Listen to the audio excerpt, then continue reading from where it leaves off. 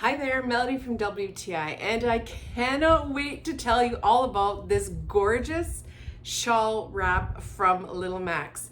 It's not a scarf, although you could wear it like it, but I mean, look at this. Look how beautiful this is. It is so lightweight, it's not heavy at all, and it is so soft. It's very skin friendly. It's not like those wool that kind of gets picky on you. It is made out of 65% cotton and 35 polyester. It's just to touch it and to wear it makes you feel so cozy. I'm so in love with this. I also love the fact that you could wear it casually and it looks great, and it even looks awesome too when you're dressing it up with the skirt and a gorgeous pair of boots. I also love this part of it too. It's got the neck kind of cut out for you.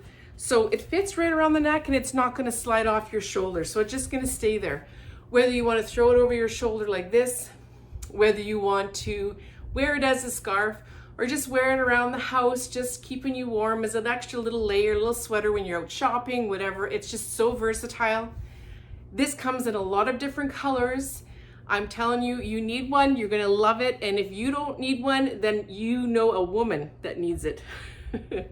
Go out and get her one. She's gonna love it like I love mine. And that's my point of view.